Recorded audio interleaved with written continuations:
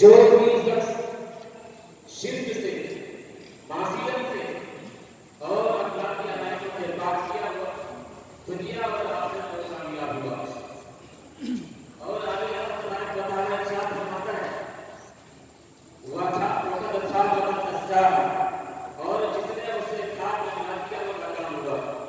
یعنی جس نے اسے گمراہ کر دیا، یعنی اپنے نفس کو چھپا لیا اللہ تبارک و تعالیٰ کی اطاعت سے، تو وہ اس دنیا کے اندر کامیاب نہیں ہو سکتا ہے۔ کذبت ثمود بطغواها، قوم ثمود نے اپنی زندگی کے باعث بنایا اذ انبعث اشقاها، جب دنیا کا بڑا وقت کھڑا ہوا، فقال لهم رسول الله ناقة الله وسقياها، اور انہیں اللہ کے رسول نے فرمایا تھا کہ اللہ تبارک و تعالیٰ اونٹنی اور اس کے پینے کی گاڑیوں کی مدد کرو۔ فَقَدَّمُوهُ فَعَقَرُوهَا فَدَمْدَمَ عَلَيْهِمْ رَبُّهُم بِذَنبِهِمْ فَسَوَّاهَا، ان لوگوں نے اپنے پیغمبر کو جھوٹا سمجھ کر اس اونٹنی کی پوچھیں کاٹ دی، بس ان کے رب نے ان کے گناہوں کے باعث ان پر لاگت ڈالی۔ وَلَا يَخَافُ عُقْبَاهَا، اور پھر لاگت کو آپ کر کے اور اس بستی کو برباد کر دیا، نہیں ڈرتا اس کے تمام انجام سے۔ تو خلاصہ کلام یہ ہے کہ جو بھی شخص اللہ تبارک و تعالیٰ کی معصیت سے نہیں ڈرتا، اپنے شرک سے نہیں ڈرتا، تو وہ اس دنیا کے اندر اور آخرت کے اندر کامیاب نہیں ہو سکتا۔ ابھی السلام علیکم۔ اس کے بعد نادیہ کلام پیش کرنے کے لیے بھائی خوشبو کو ہم سب کو دعوت دیتا ہوں خوشبو بنائیں اور نعت نبی نظارہ پیش کریں۔ ہر ابتدا سے پہلے ہر انتہا کے بعد ذات نبی بلند ہے، ذات خدا کے بعد دنیا میں اقرار کے قابل ہے جن میں لوگ، میں سب کو مانتا ہوں مگر مصطفیٰ کے پاس۔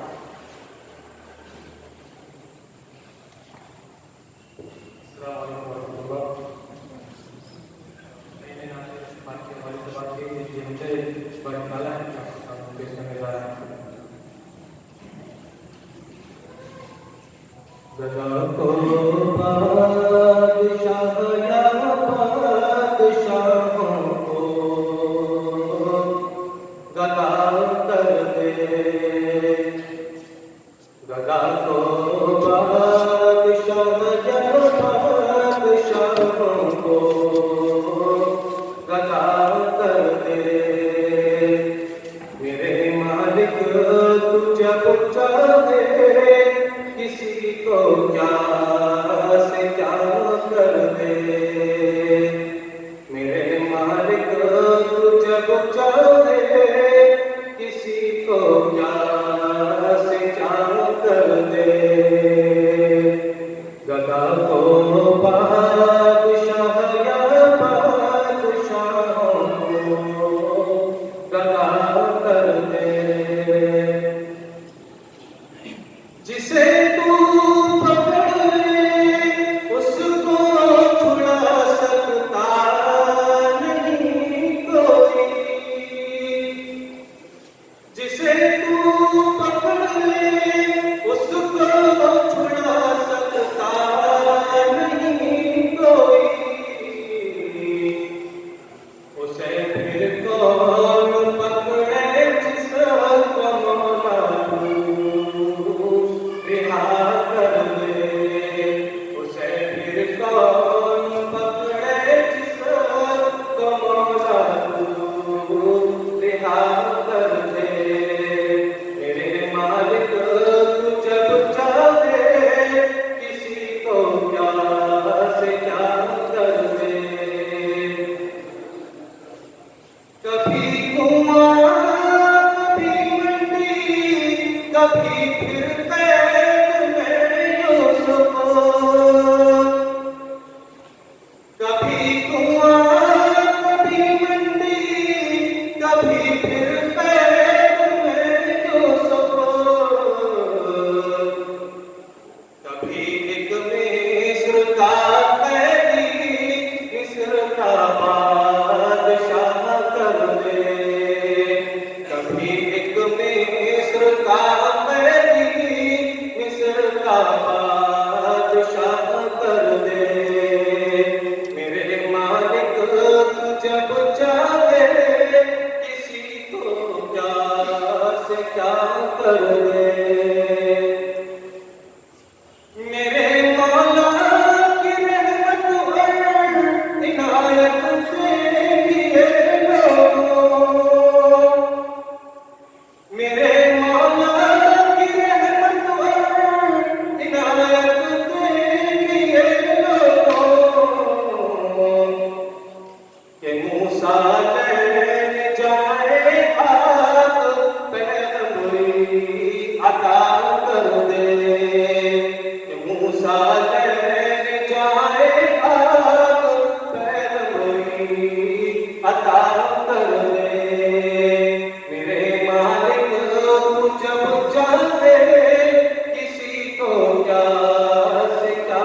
کر دے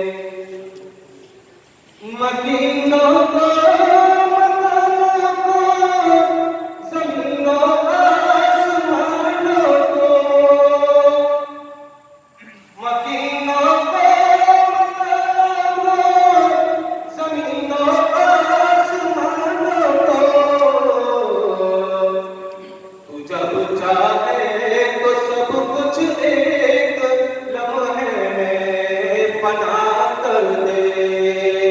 تو جب چاہے تو سب کچھ ایک لمحے میں پناہ کر دے گدا کو بادشاہ یا بادشاہوں کو گدا کر دے میرے مالک جب چاہے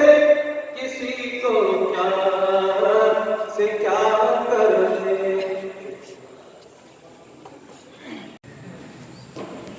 مولانا صدر مجلس پروفیسر محمد ثناء اللہ صاحب چیئرمین شعبہ عربی علی گڑھ مسلم یونیورسٹی آج کے پروگرام کے مہمان خصوصی جناب عبدالسلام سلفی صاحب صدر صوبائی جمعیت حدیث بمبئی عزت مآب ڈاکٹر ندیم اشرف صاحب قابل احترام ماڈل انچارج ڈاکٹر سلیم رحمان صاحب اور ہمارے اسٹوڈنٹ حفیظ الرحمان صاحب السلام علیکم ورحمۃ اللہ وبرکاتہ آج کی شام سید رحمان سعود کے لیے ایک بڑی سعادت اور اعزاز کی شام ہے میں سر سید رحمان سعود کے ریجیمنٹ ممبر کی طرف سے آپ تمام لوگوں کو اس پروگرام کے لیے خوش آمدید کہتا ہوں اور آج کے اس شام کے پروگرام میں دو انتہائی اہم موضوع جو کہ تکثیری معاشرہ اور اسلام اور تزکیہ نفس اور تعلیم کا باہمی رشتہ ان دو موضوعات کو گفتگو کرنے کے لیے جو یہ شام سجائی گئی ہے اس کے لیے میں ریسیڈنٹس ممبر ہونے کے ناطے آپ تمام لوگوں کو استقبال کرتا ہوں اس پروگرام میں اور میں شکر گزار ہوں کہ آپ لوگ جو ہے اس پروگرام میں آئے اور سننے کے لیے ہمارے مہمانوں کو وقت نکال کے اس پروگرام میں آپ لوگ آئے اب میں اس پروگرام میں زیادہ وقت نہ لیتے ہوئے یہ بات واضح کرنا چاہتا ہوں کہ ہمارے ایک جو اسپیکر ہیں وہ کسی ناگہانی پریشانی کی وجہ سے اس پروگرام میں نہیں آ سکیں گے تو ان کے بدل میں انہوں نے اپنا کسی نائب کو جو ہمارے ندیم اشرف صاحب ہیں ان کو بھیج دیا ہے تو انشاءاللہ ہم سے استقبال کریں میں اجازت بنا کہتے ہوئے آپ لوگوں سے اجازت چاہوں گا اور دوبارہ چلتا ہے آپ لوگوں کا اس پروگرام میں دل کی گہرائی سے خیر مقدم السلام علیکم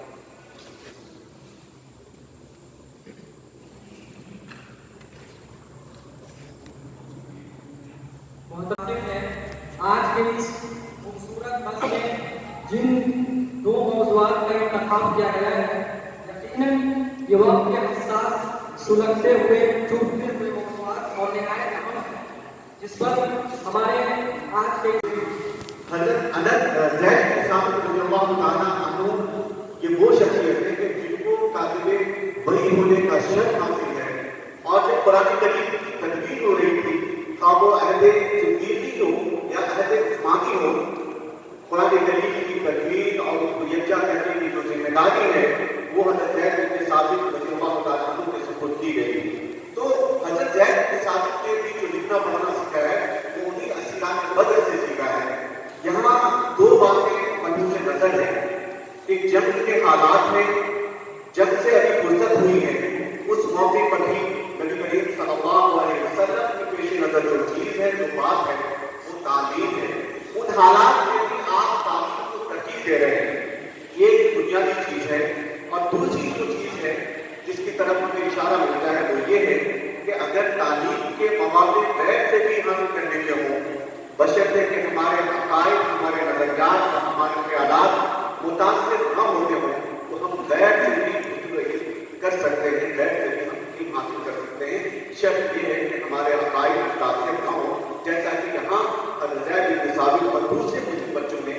اسیران بدر جو کہ غیر مسلم تھے ان سے تعلیم حاصل کی ہے. تعلیم کا جو دائرہ ہے وہ بڑا وسیع ہے، بلکہ شعور، فہم، ادراک اور غور و تدبر یہ سب تعلیم کے لوازمات ہیں. قرآن کریم میں جگہ جگہ غور و فکر اور تدبر و تفکر کی دعوت دی گئی ہے.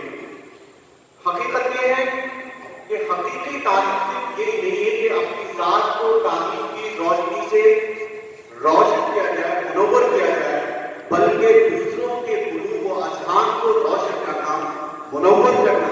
یہ تعلیم کے تقاضوں میں شامل ہے. تعلیم خود پسندی کے قول سے باہر نکال اثار پیش کرنے کا جذبہ پیدا کرتی ہے.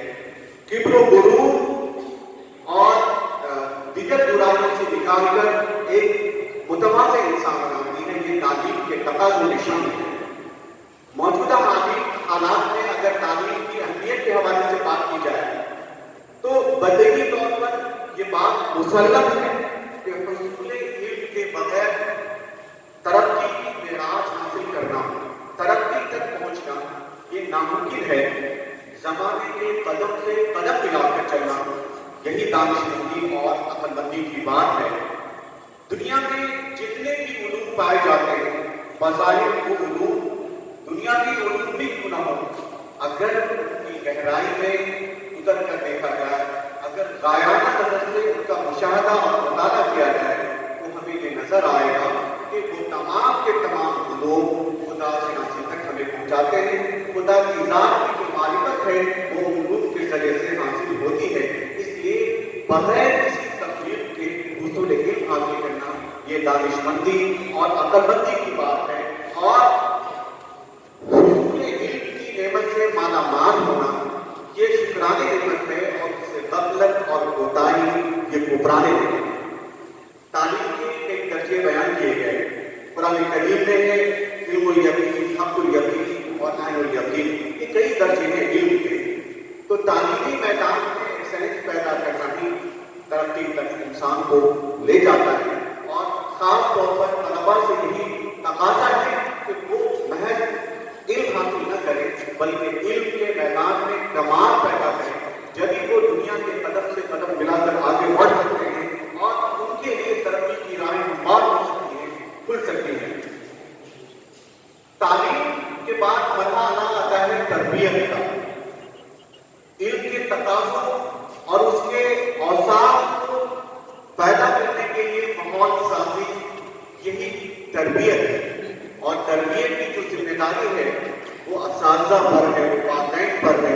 اور ان کے جو رہبر ہیں، رہنما ہیں، جو گارجین ہیں ان پر ہے کہ وہ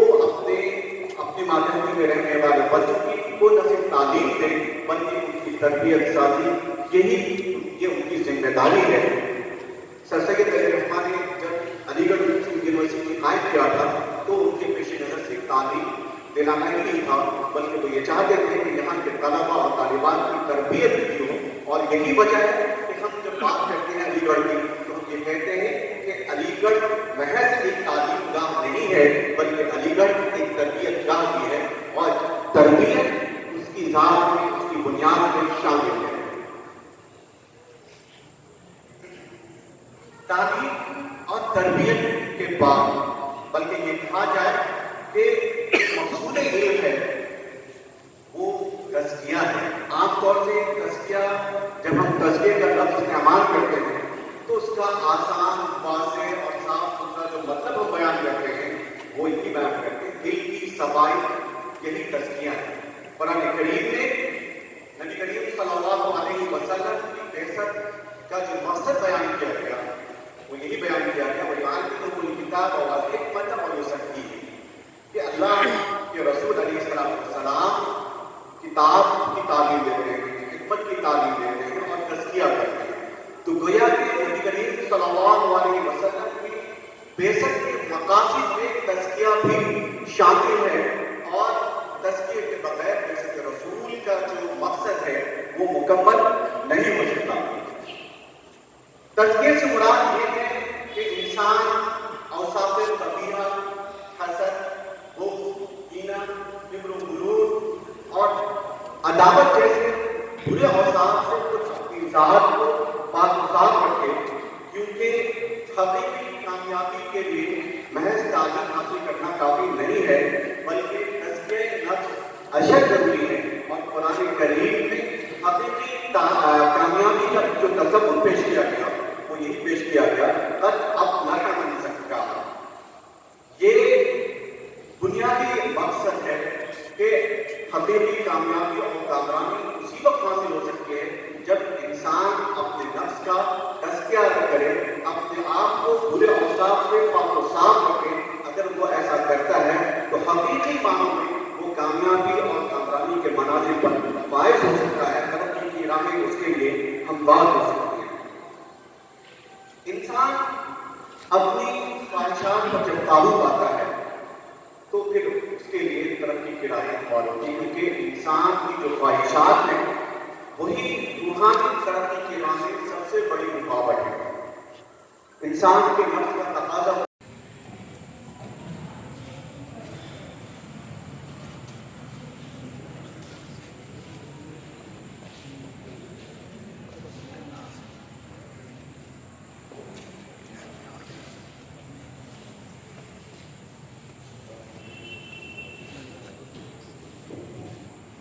Assalamualaikum warahmatullahi wabarakatuh. Alhamdulillah, nahmaduhu wa nasta'inuhu wa nastaghfiruh wa na'udzu billahi min shururi anfusina wa min sayyiati a'malina. Man yahdihillahu fala mudilla lahu wa man yudlil fala hadiya lahu. وأشهد أن لا إله إلا الله وحده لا شريك له وأشهد أن محمدا عبده ورسوله. يا أيها الذين آمنوا اتقوا الله حق تقاته ولا تموتن إلا وأنتم مسلمون. يا أيها الناس اتقوا ربكم الذي خلقكم من نفس واحدة وخلق منها زوجها وبث منهما رجالا كثيرا ونساء واتقوا الله الذي تساءلون به والأرحام إن الله كان عليكم رقيبا. يا أيها الذين آمنوا اتقوا الله وقولوا قولا سديدا يصلح لكم أعمالكم ويغفر لكم ذنوبكم ومن يطع الله ورسوله فقد فاز فوزا عظيما. أما بعد فإن خير الحديث كتاب الله وخير الهدي هدي محمد صلى الله عليه وسلم وشر الأمور محدثاتها وكل محدثة بدعة وكل بدعة ضلالة وكل ضلالة في النار.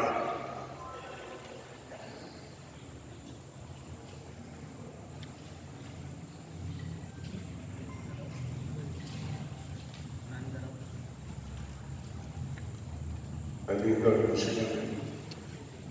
یونیورسٹی کے اس تاریخی سر سید حال کے اس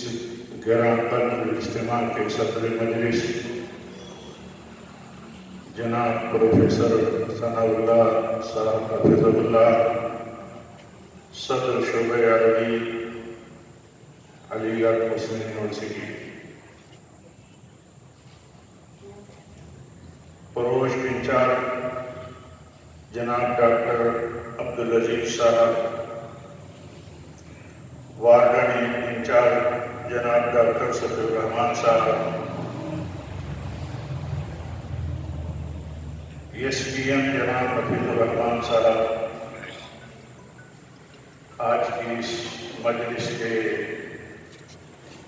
ایک اہم مقرر جنہیں ہم نے آپ نے سماعت کیا، محترم جناب ڈاکٹر ندیم اشرف صاحب، پروفیسر شعبہ دینیات مسلم یونیورسٹی علی گڑھ، اور آج کے اس اجتماع میں شریک یونیورسٹی کے دیگر قابل قدر اساتذہ کرام، यहाँ तशरीफ फरमा इस आलमी दानिशकदा के तलबा व तालिबात और दीगर हाजिरीन व ख़वातीन,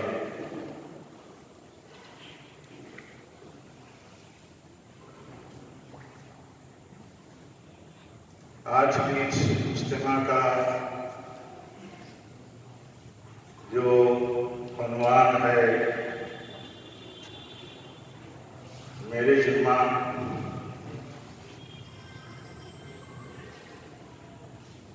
वो है तकसीरी मुआशरा और इस्लाम। तकसीरी मुआशरा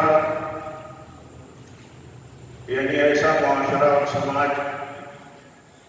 जिसमें एक से ज़्यादा कई एक मजहब हों, मजहबी लोग हों, कई एक मसलक और सेक्ट हों, अलग अलग रंग के, ज़बान के, कबीले के, बिरादरियों के लोग हों, यानी मुस्तकिल अलग अलग तबकात पर मुश्तमिल जो समाज और मुआशरा हो, उसको कहा जाता है तकसीरी मुआशरा, तकसीरी समाज। हमारे लिए यूनिवर्सिटी के लिए, यूनिवर्सिटी के तलबा के लिए इस बात को समझना या समझाना क्या मुश्किल है कि वैसे ही ये कसीर मुआशरती समाजी तबके का एक यूनिवर्सिटी खुद एक संगठन है। हमें ये देखना है कि इस मौजू की अहमियत क्या है। इस मौजू की बहुत अहमियत है। ये कोई एक फिक्री और इल्मी मौजू ही नहीं है। दरहकीकत ये मौजू जो है ये बहुत अहम है। इस एतबार से अहम है कि हमें ये समझना चाहिए कि तकसीरी समाज में हम कैसे जिए, कैसे हमारा सलूक हो एक दूसरे के साथ, कैसा बर्ताव हो एक दूसरे के साथ। अभी हमने अपने मुअज़्ज़ज़ से सुना इससे पहले कि किस तरह हम रवादारी और टॉलरेंस के साथ समाज में रहें। ये असल में समझे बगैर हम ना इसे बरत सकते हैं, ना हम इसे अमल दरामद में ला सकते हैं। और ये मसला इससे भी ज्यादा अहम है कि जहां इस्लाम को तकसीरी समाज के ताल्लुक से बहुत ही ज्यादा लाहिकों की तरफ से या इस्लाम मुखालिफ तबके की तरफ से इस्लाम पर एतराज किए जाते हैं, या मुसलमानों में कुछ कमियों की वजह से जो एतराज़ात किए जाते हैं, ऐसी सूरत हाल में हमें ये समझना जरूरी है कि तकसीरी मुआशरा में इस्लाम हमारे लिए क्या तालीम देता है, हमारे लिए कौन सी रहनुमाई और हिदायत है, इस्लाम का मौक़िफ़ क्या है, इस्लाम का नुक्ते नज़र क्या है। इसलिए इस मौजू की बहुत अहमियत है। तकसीरी मुआशरा को तस्लीम करना जरूरी है। पहली बात तो ये है कि हमें ये तस्लीम करना है, और तस्लीम बहुत सारी चीजें ऐसी होती हैं जो हमारे सामने होती हैं, हकीकत होती हैं, लेकिन हम पूरी गहराई से, पूरी सूझबूझ के साथ उसको तस्लीम करके उसके साथ बर्ताव का सही और अमली और मतलूब रवैया होता है, उससे हम दूर होते हैं। तो पहली बात तो ये कि हमें ये देखना है कि ये तकसीरी मुआशरा ये हमारे समाज की सच्चाई है, हकीकत है, उसका वजूद है। उस वजूद के साथ हमारा मामला कैसे हो, तो पहली बात तो ये कि हमें इस मुआशरे को तस्लीम करना है कि हम एक ऐसे मुआशरे में रहते हैं जहां कसरत के साथ मज़ाहिब हैं, तहजीबें हैं, कसरत के साथ मसालिक हैं, सेक्ट हैं, के तौर तरीके हैं, कसरत के साथ अलग अलग तबके के लोग हैं, उनके अलग अलग तहजीबें हैं, उनकी अलग अलग रिवायतें हैं। तो हमें ये तस्लीम करना है। वो किस लिए तस्लीम करना है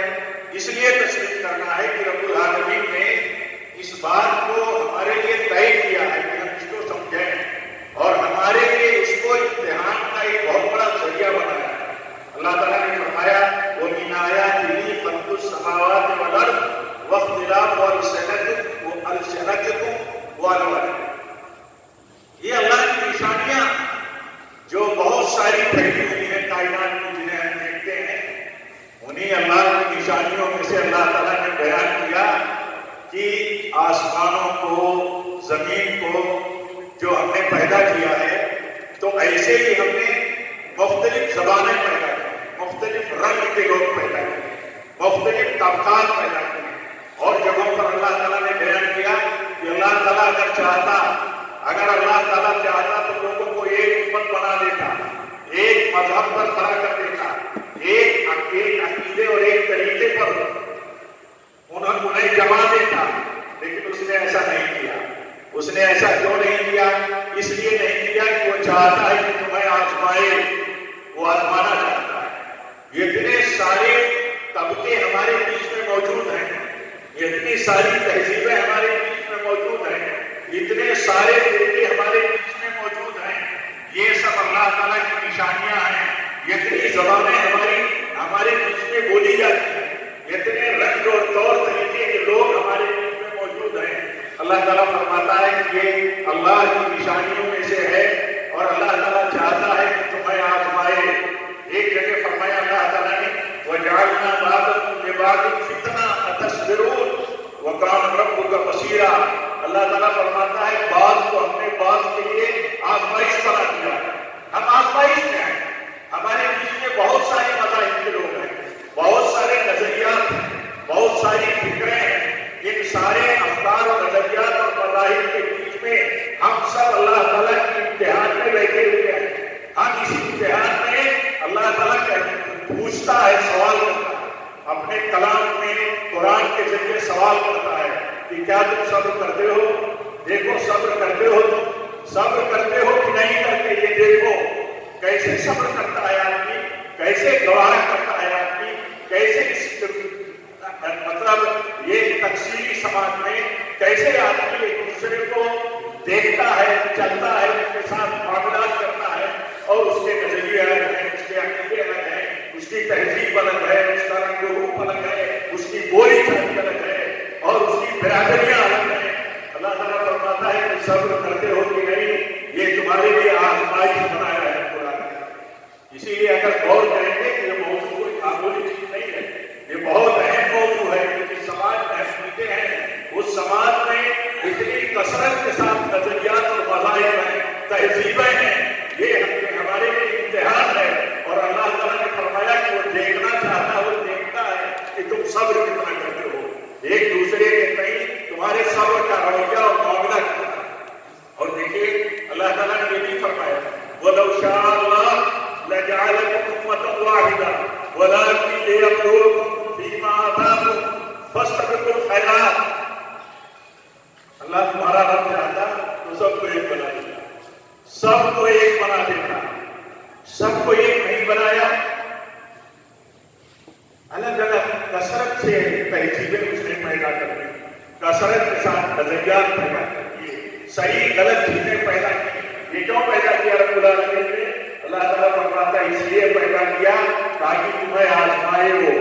صحیح غلط جانو، صحیح غلط جاننے کے ساتھ ساتھ صحیح کے ساتھ رویہ کیا ہو، غلط کے ساتھ برتاؤ تمہارا کیا ہو۔ اللہ تعالیٰ چاہتا ہے کہ تمہیں آزمانا چاہتا ہے، ورنہ مسئلہ اگر امتحان اور آزمائش کا نہ ہوتا، آپ تھوڑا سا کیجیے، تھوڑی دیر کے لیے سوچیے کہ اللہ تعالیٰ جبراً سارے انسانوں کو مکلف نہیں کر دیتا، فرشتوں کو پابند کر دیا، کتنی بڑی بڑی مخلوقات ہیں اللہ تعالیٰ کی، سب کو پابند کیا، جن کو پابند کیا وہ سینکڑوں اللہ تعالیٰ کے حکم اور فرمانبرداری کی مخالفت کرنے کی جرات اور طاقت نہیں رکھتے۔ اتنی بڑی مخلوق فرشتوں کی یہ فروغ ان کے لیے تو کہا گیا وہ اتنے پابند ہیں، جو انہیں حکم ہے وہی انہیں کرتا ہے۔ تو اللہ تعالیٰ ہم کو آپ کو انسانوں کو نہیں اسی طرح پابند کر دیتا، پابند کر دیتا، لیکن اس نے ہمیں امتحان دینے کے لیے ہمیں ایک ایسے سماج میں پیدا کر دیا جس سماج میں کثرت کے ساتھ تہذیبیں اور نظریات ہیں، اور اس کے لیے کہا کہ یہ فتنہ ہے، دیکھنا ہے کہ تم صبر کرتے ہو کہ نہیں۔ رب العالمین تمہیں جانتا ہے، دیکھتا ہے رب العالمین تمہارے رب کو۔ تو اب اسلام کا ایک موقف جو ہے یہ تکثیری سماج جو ہے یہ ایک مسلمہ سچائی ہے جو رب العالمین کی طرف سے طے کی گئی ہے، اور یہ رب العالمین کی طرف سے آزمائش کا اتنے نظریات کے بیچ میں، اتنے مختلف افکار اور طور طریقوں کے بیچ میں اور ان طبقوں کے بیچ میں رہتے ہوئے ان کے ساتھ ہمارا رویہ کیا ہو، یہ ہمارے اسلام نے ہمارے لیے کلیئر کیا، بڑی وضاحت کے ساتھ بیان کیا۔ ابھی ایک پہلو جو ہے یہ تکثیری سماج جو ہے، یہ ایک اہم سچائی ہے جسے ہمیں تسلیم کرنا ہے، ہم تسلیم کرتے ہیں۔ اللہ تعالیٰ نے فرمایا کہ دیکھو ہم نے یا ایھا الناس انا خلقناکم من ذکر و انثی وجعلناکم شعوبا وقبائل لتعارفوا ان اکرمکم عند اللہ اتقاکم۔ انسانوں کو اللہ تعالیٰ نے فرمایا کہ لوگوں میں نے تمہیں ایک مرد اور ایک عورت سے پیدا کیا، ایک مرد اور ایک عورت سے، اور تمہیں مختلف قبیلوں میں، مختلف طبقوں میں، مختلف برادریوں میں، مختلف جغرافیوں اور زبانوں میں ہم نے بانٹ دیا ہے۔ یہ تمہارے تعارف کا ذریعہ ہے، یہ تمہارے تعارف کا ذریعہ ہے، ان سے تمہاری پہچان طے ہوتی ہے، ایک دوسرے کے پہچان کے بنیادوں پر پھر متعارف ہوتے ہیں، متعارف ہوتے ہیں، یہی ذریعہ۔ یہ نظر کی چیز نہیں ہے، یہ برتری کی چیز نہیں ہے۔ کسی بھی طبقے کو دوسرے طبقے پر الگ الگ برادریوں، الگ الگ علاقے، الگ الگ زبان، الگ الگ مطلب جغرافیے میں بسنے کی وجہ سے کسی کو اس بات کی اجازت نہیں ہے کہ وہ برتری بتائے۔ یہ تو صرف تعارف کا ایک ذریعہ ہے۔ ہم کسی طبقے سے، کسی علاقے سے تعلق کرتے ہیں، کوئی زبان بولتے ہیں، کوئی برادری ہماری ہے، کسی کو کسی پر کوئی فضیلت نہیں ہے۔ یہ ہے معاشرے میں انسان کی حیثیت۔ انسان جو ہے وہ کبھی بھی اگر کسی بھی طبقے پر، کسی بھی مطلب قبیلے اور برادری پر اپنی برتری ثابت کرنا چاہتا ہے تو وہ اللہ اس کے دین کی نگاہ میں مجرم ہے، اس لیے مجرم ہے۔ یہ بہت غلیظ چیز ہے، یہ نہایت گندی چیز ہے، جس کو اگر کہا جائے کہ نہایت گھٹیا چیز ہے کہ آدمی اپنی برادری دوسری برادری پر مطلب برتر ثابت کرنے کی کوشش کرے، اپنے علاقے کو دوسرے علاقے پر برتر ثابت کرنے کی کوشش کرے، اپنی زبان اور اپنے طبقے یا جو بھی اس کی نسبت ہے اس نسبت کی بنیاد پر وہ دوسروں پر فضیلت اپنی ثابت کرنا چاہے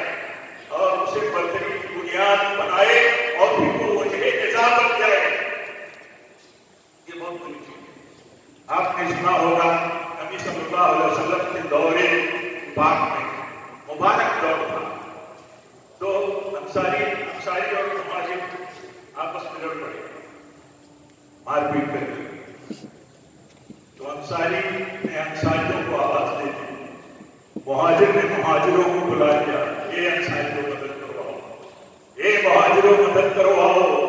اللہ کے نبی صلی اللہ علیہ وسلم کو جب خبر ہوئی تو آپ نے فرمایا کہ نہایت گندی چیز، نہایت گندی چیز۔ بات جگہوں پر آپ کی روایتوں اور آپ کے بیان و سنت سے ملتا ہے کہ آپ نے فرمایا کہ یہ جاہلیت کی چیز ہے، جاہلیت۔ اسلام اور مسلمانوں کے نام اس کا کوئی تصور اگر ہے تو نہایت پستی کا، روایت بہت ساری برائیاں، بہت سارے خرافات، بہت سارے مطلب بدعقیدیاں اور عوام تصورات رائج ہو جاتے ہیں، چلے آتے ہیں اور آج ان کا دیوانہ رہتا ہے، جذباتی رہتا ہے، دین سے اس کا کوئی تعلق نہیں ہوتا۔ اسلام اور مسلمانوں کا، اسلام سے مسلمانوں کا کوئی تعلق نہیں رہنا چاہیے، وہ چیزیں جھل پڑتی ہیں۔ تو ایسے ہی اس کو اللہ کے نبی صلی اللہ علیہ وسلم نے جب چنا تو آپ نے کیا فرمایا، کسی معاشرے میں اس بات سے بچا نہیں جا سکتا ہے کہ کوئی تنازع نہ ہو جائے، کوئی جھگڑے نہ ہو جائے، کوئی ماحول خراب نہ ہو جائے کسی موڑ پر جا کر کے، تو وہاں کیا حکم اور ہدایت ہے، وہاں حکم اور ہدایت ہے۔ آپ نے فرمایا تمہارا کام تو یہ تھا کہ جس کے ساتھ زیادتی ہو گئی اس کی ہمدردی میں کھڑے ہوتے اور جس کی طرف سے زیادتی ہو گئی اس کو تنبیہ کرتے اور سمجھاتے۔ تم نے یہ کیا اس معاشرے میں جو انصار اور مہاجرین کی پہچان ہے، ایک ایسے معاشرے میں جہاں انصار موجود ہیں، مہاجرین موجود ہیں، ان کو تم دھڑا بندی کے حیثیت سے استعمال کرنا हम जिस समाज में जीते हैं, आप देखिए उस समाज की क्या हालत है। तकसीरी समाज में और मुआशरे में जो रुझान है वो निहायत गैर सफाना है, निहायत गैर आदिलाना और गैर इस्लामी है। इस्लाम क्या कहता है? देखिए इस्लाम ये कहता है कि सारे के सारे इंसान एक माँ बाप से पैदा होते हैं। आप कोई तस्लीम करता है, आदम और हव्वा से हम सब पैदा किए गए, सारे इंसान पैदा किए गए। जब हम तस्लीम करते हैं कि हम एक माँ बाप की औलाद हैं, फिर उस माँ बाप की औलाद होने के बाद किस बुनियाद पर हम एक दूसरे पर तफावत और बर्तरी और एक दूसरे पर अपनी फजीलत साबित करने की कोशिश करते हैं, और ये जानते हुए, सुनते हुए, पढ़ते और ये रखते हुए ये तकसीम जो है हमारे बीच की, ये सिर्फ तारुफ की है, ये फजीलत की नहीं है, ये बुनियादें गलत नहीं हो सकती, इसलिए इससे बचना है। और इसी को देखते हैं प्यारे नबी सल्लल्लाहु अलैहि वसल्लम ने हजरतुल वदा के मौके पर ये कह करके इस तरह वाज़ेह तौर पर समझाया। आपने फरमाया या अय्युहन्नास, आपने फरमाया या अय्युहन्नास अल्लाह इन्ना रब्बकुम वाहिद। अल्लाह के नबी सल्लल्लाहु अलैहि वसल्लम फरमाते हैं, लोगों सुनो, तुम्हारा रब एक है, तुम्हारा रब एक है। और फरमाया व इन्ना अबाकुम वाहिद, और तुम्हारा बाप भी है, जैसे तुम्हारा रब एक है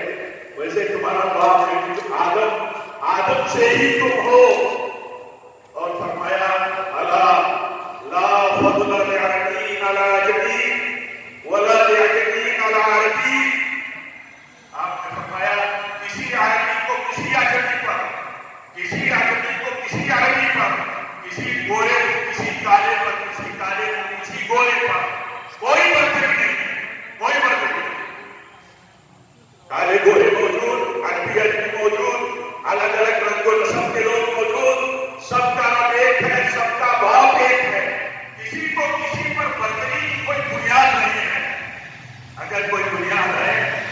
तो इस्लाम कहता है उसे बुनियाद है दीन और तकवा की। तकवा की बुनियाद पर अगर कोई बर्तर है, बेहतर है, तो वो बेहतर है। लेकिन ये कि अगर आदमी और बुनियादों पर अपने आप को बेहतर साबित करना चाहे तो इस्लाम के मौक़िफ़ और इस्लाम के फतवे से अलग रखना। इसीलिए देखेंगे इसी बुनियाद पर अल्लाह ताला ने हमें तालीम दिया है, समझाया है। बहुत बहुत अहम मौजूद है, बहुत सारे पहलुओं से इसको समझने की जरूरत है। लेकिन थोड़े से वक्त में इंशाअल्लाह कुछ मतलब सरसरी बातें करके गुफ्तगू खत्म